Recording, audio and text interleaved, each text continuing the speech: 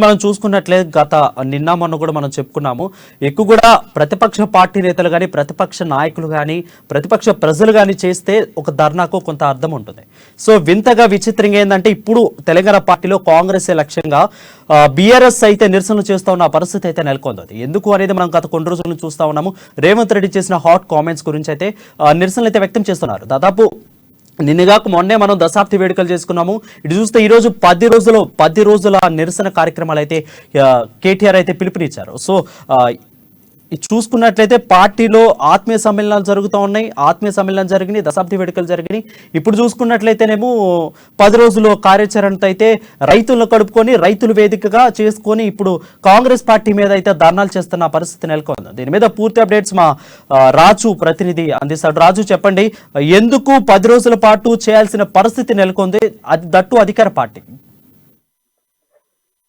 వరుణ్, గత కొన్ని రోజులుగా చూస్తున్నట్టయితే రాష్ట్రంలో రాజకీయాలు వేడెక్కాయని చెప్పవచ్చు. బీఆర్ఎస్ వర్సెస్ కాంగ్రెస్ గా మారిపోయాయి. ఎప్పుడైతే కాంగ్రెస్ పార్టీ కర్ణాటకలో విజయం సాధించిందో దాని యొక్క ప్రభావం తెలంగాణ రాష్ట్రంపై తీవ్రంగా పడిందని మనం చెప్పవచ్చు.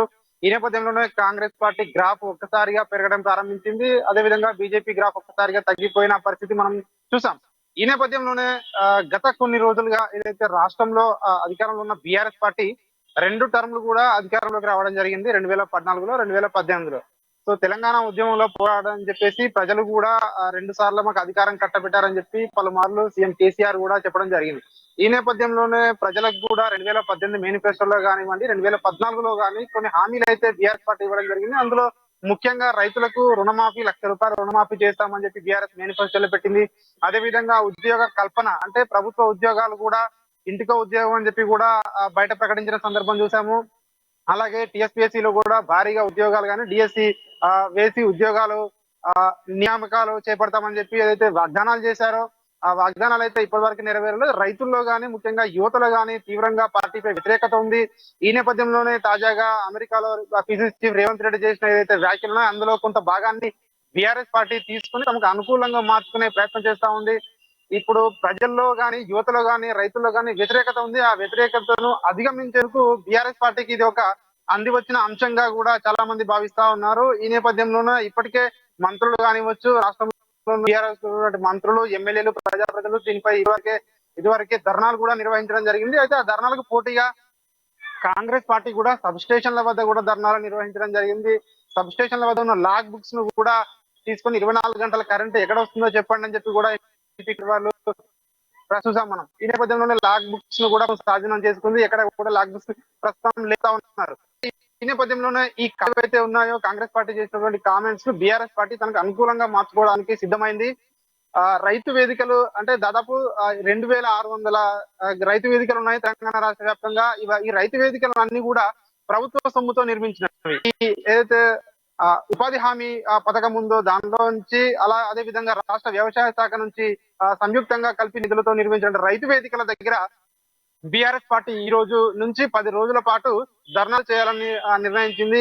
ఎందుకంటే కాంగ్రెస్ పార్టీ వస్తే 3 గంటల కరెంట్ వస్తుంది, అదే బీఆర్ఎస్ పార్టీ మళ్ళీ అధికారంలోకి వస్తే 3 పంటలు సమృద్ధిగా పండించుకోవచ్చు అని చెప్పి నినాదం తీసుకొని బీఆర్ఎస్ వర్కింగ్ ప్రెసిడెంట్ కేటీఆర్ నిన్న ఏదైతే ఆదేశాలు ఇవ్వడం జరిగిందో పార్టీ శ్రేణులందరూ కూడా ఈ రోజు ఉదయం నుంచే కూడా రైతు వేదికల దగ్గర ధర్నాలకు కూర్చున్న పరిస్థితి మనం చూస్తా ఉన్నాము.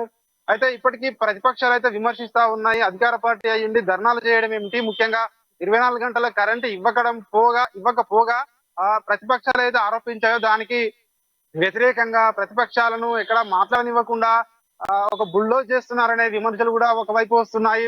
కాకపోతే ఇక్కడ బీఆర్ఎస్ పార్టీలో మరో వర్గం ఏం చెప్తున్నటువంటి ఇప్పటి వరకే ఆ ప్రజల్లో అయితే కొంచెం వ్యతిరేకత ఉంది బీఆర్ఎస్ పార్టీ పైన, ముఖ్యంగా రైతుల్లో, విద్యార్థుల్లో, యువతలో.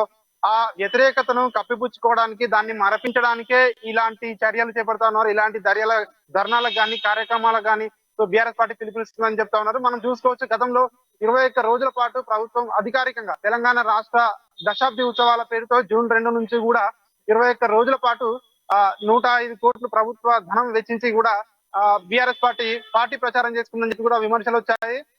దీనిపై బీజేపీ కానీ, కాంగ్రెస్ కానీ తీవ్రంగా విమర్శించిన పరిస్థితి ఉంది. అయినప్పటికీ కూడా బీఆర్ఎస్ పార్టీ మాత్రం 21 రోజుల పాటు పార్టీ ప్రచారాన్ని కొనసాగించిందని చెప్తా ఉన్నారు. అంతకు ముందు మనం చూసుకున్నట్టయితే బీఆర్ఎస్ పార్టీలో అంతర్గతంగా పార్టీలో ఆత్మీయ సమ్మేళనాలు కూడా ఏర్పాటు చేయడం జరిగింది. ఎవరైతే బుజ్జగింపులు గాని, అసమ్మతులు గాని ఇవన్నీ అందులో మనం చూసాము ఆ పార్టీ సమ్మేళనాల్లో కూడా చాలా వర్గ పోరు అనేది ఒకటేసారి బయటపడింది. ఈ వర్గ పోరు కానివ్వండి, ప్రజల్లో ఉన్న వ్యతిరేకత కానివ్వండి, ఇవన్నిటిని కప్పుపుచ్చుకోవాలంటే ప్రజలందరూ రైతు రుణమాఫీ అడుగుతున్నారు, నిరుద్యోగ భృతి అడుగుతున్నారు, ఎమ్మెల్యేలు ఎక్కడికి బయటకెళ్ళినా కూడా డబుల్ బెడ్రూమ్ ఏమైందని అడుగుతున్నారు. సో ఇప్పుడు తాజాగా ప్రకటించినటువంటి బీసీలకు ₹1,00,000 కూడా అందరికీ అందని పరిస్థితి ఉంది. దళిత బంధు కూడా ఇప్పటి వరకు కూడా అందరికీ అందని పరిస్థితి ఉంది.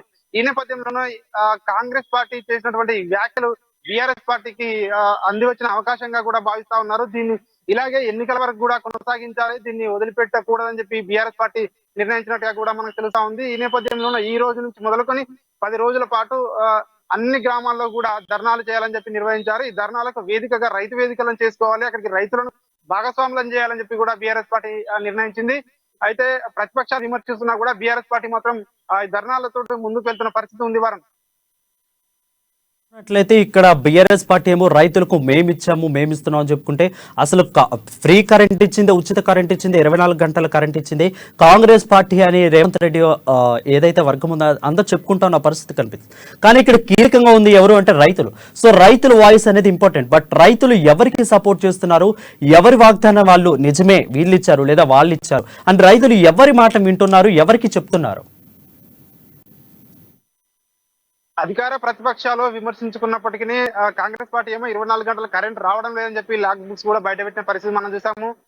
అదే విధంగా బీఆర్ఎస్ పార్టీ 24 గంటల ఉచిత కరెంట్ మేము ఇస్తున్నామని చెప్పి చెప్తా ఉన్నారు. కానీ ఫీల్డ్ కి వెళ్తే మాత్రం గ్రామాల్లో రైతులు మాత్రం కొన్ని మనం చూసుకున్నటువంటి ఉమ్మడి నల్లగొండ జిల్లాలో గత 2 రోజులుగా రైతులు ధర్నాలు కూడా చేసిన పరిస్థితి ఉంది. రోడ్ల పైనకి వచ్చి మంత్రి జగదీష్ రెడ్డికి వ్యతిరేకంగా ధర్నాలు కూడా నిర్వహించారు. మాకు కరెంట్ రావడం లేదు, ఇప్పుడు నాట్లు వేసుకునే సమయం ఇది, ఈ సమయంలో కరెంట్ లేకుంటే ఎలా అని చెప్పి కూడా ధర్నాలు చేసిన పరిస్థితి ఉంది. అంటే మనం దీన్ని బట్టి చూసుకోవచ్చు, రాష్ట్రంలో 24 గంటల కరెంట్ అయితే రావడం లేదనేది ఈ ధర్నాలను బట్టి చూస్తే మనకు స్పష్టమవుతుంది.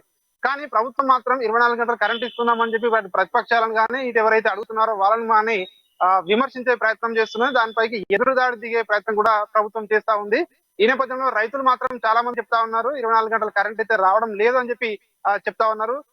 దీనికోసమే అంటే కరెంట్ రావడం లేదని చెప్పి తెలిసిపోద్దని చెప్పేసి ఈ సబ్ స్టేషన్ లో ఉన్నటువంటి లాగ్ బుక్స్ ను కూడా ప్రభుత్వం స్వాధీనం చేసుకుందని చెప్పి చెప్తా ఉన్నారు వారు.